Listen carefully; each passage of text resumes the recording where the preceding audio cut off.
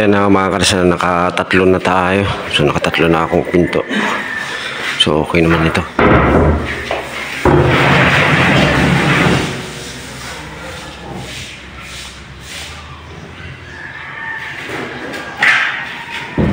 Tingnan natin sa harap.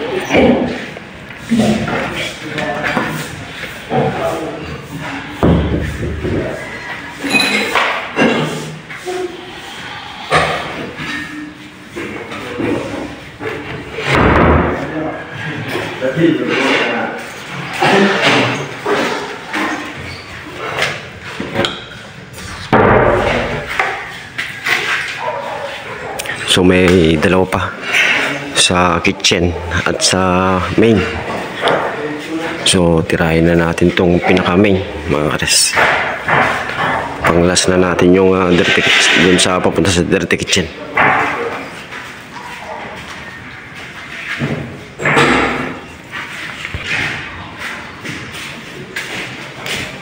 Okay, ganda.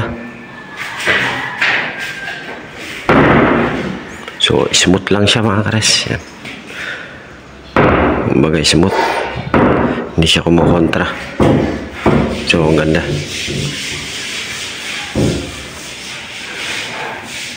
So ayan, nakatatlo na tayo. So sunod na natin yung pinaka-main.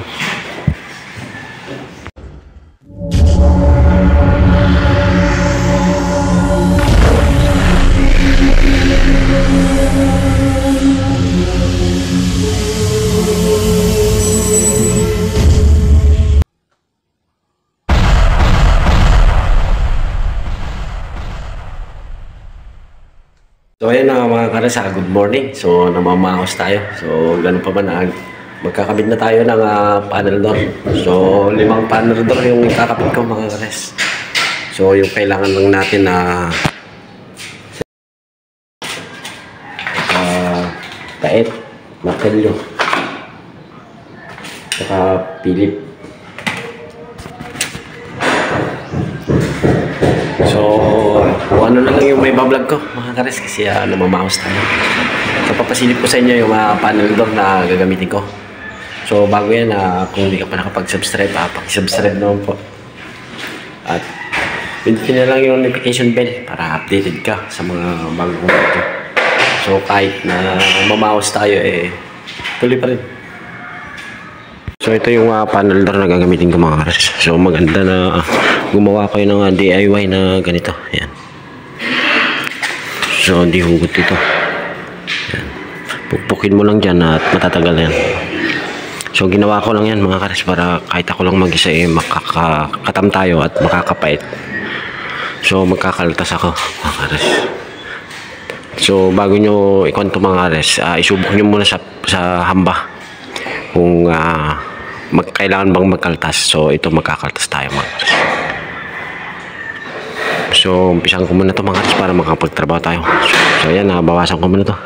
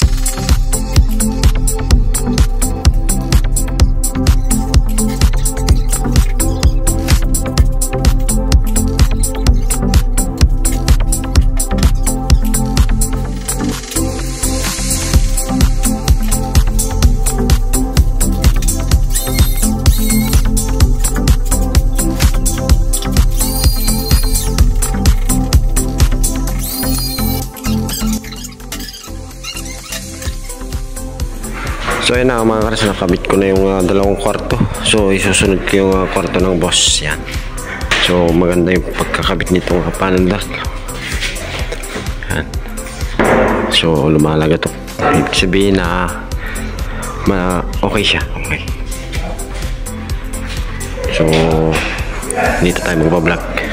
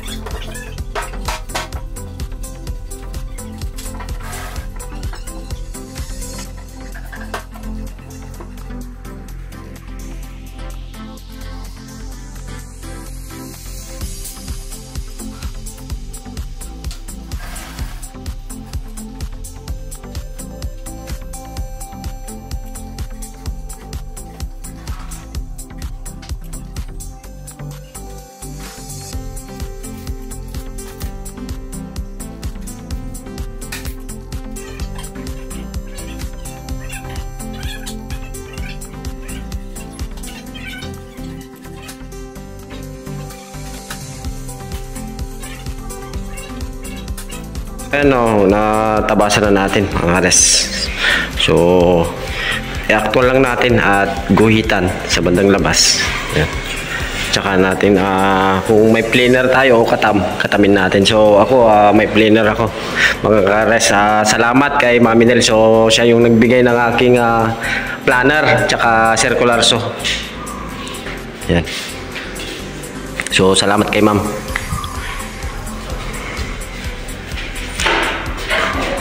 So maganda pag may planner kayo mga kares. So ginagawa ko pag ginawa ko sa kabila mga kares dahil may nakabit na akong dalawa. So ina-actual ko na yung bisagra niya, kinakabit ko na kasi mayroon na siyang mga abang. So pasilip ko sa inyo. Yan. So inuuna ko to. Tapos pag nakabit ko na yung bisagra, ina-actual ko yung pinto. Tsaka ko siya ginuguhitan.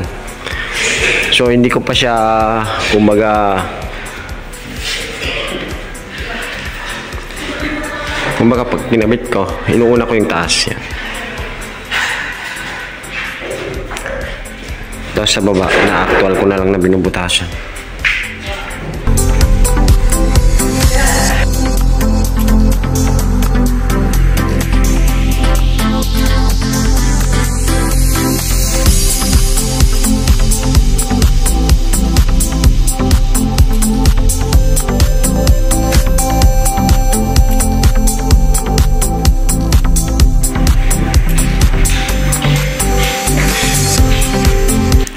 So yun mga kares, kinabit ko na itong bisagra niya. Dahil may sariling butas itong GI na hamban na to. Para may actual ko yung bubutasan ko. So unahin ko sa taas. So GI na hamban kasi ito mga kares. Kung kahoy sana to mga kares, mauuna yun. Kaso may sariling butas na itong hamban na to, kaya kinabit ko na. Kaya ko i-actual yan.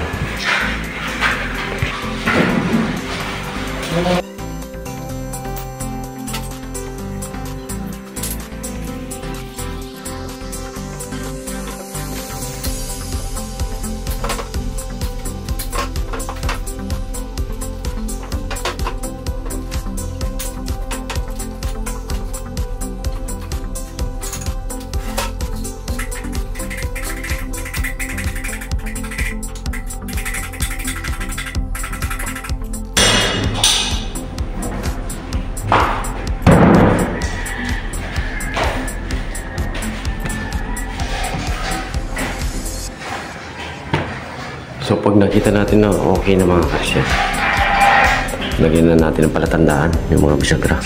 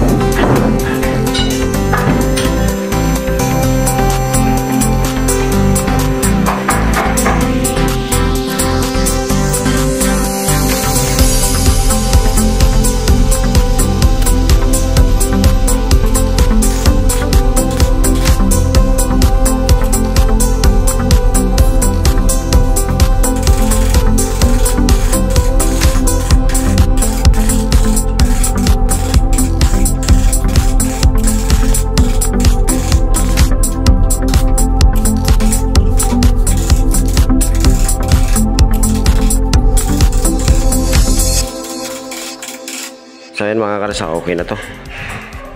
So ginawa ko mga karasa, pinantay ko dito itong bisagra. So meron siyang konti. So yan. So halos nakalubog itong dalawa. Dahil yung ating hamba mga karasa, tingnan nyo, halos nakalitaw. Yan.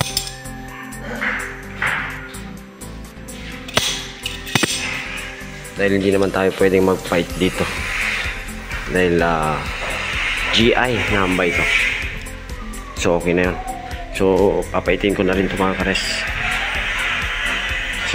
Pero ito lang ang pwesto ko. Dahil uunahin natin ilalagay sa pinakataas. So i-screw ko na to. So nilapat ko lang siya mga kares. Uunahin natin ilalagay sa taas.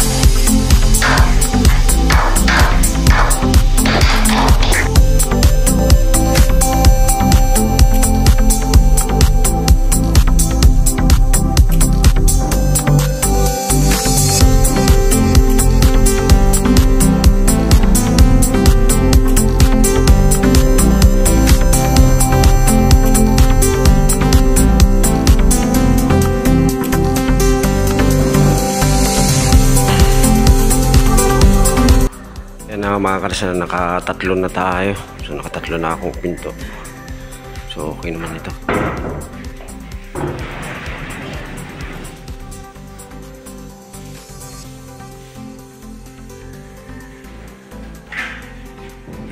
Tingnan natin sa harap.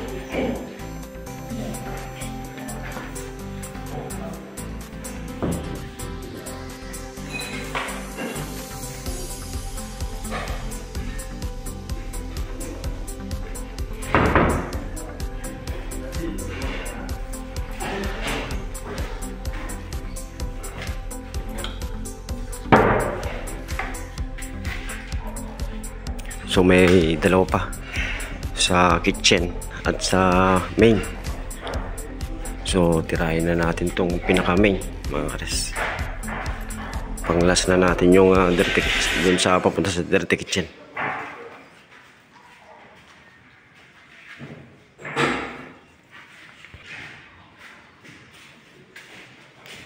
Okay, ganda. So smooth lang siya mga kares. Yan. Bagay smooth. Hindi siya kumukontra. So ang ganda.